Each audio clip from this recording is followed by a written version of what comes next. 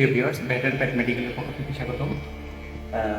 আপনারা জানেন যে আমাদের bat and Pat medical centre যেখানে ভ্যাকসিনেশন থেকে শুরু করে neutral spray plus all sorts of surgery সহ প্যাট অ্যানিমেলের যত ধরনের সার্ভিস প্রয়োজন সব কিছুই আমরা এখান থেকে দিয়ে যাচ্ছি। তারই একটা অংশ এই যে ট্রিমিং করানো।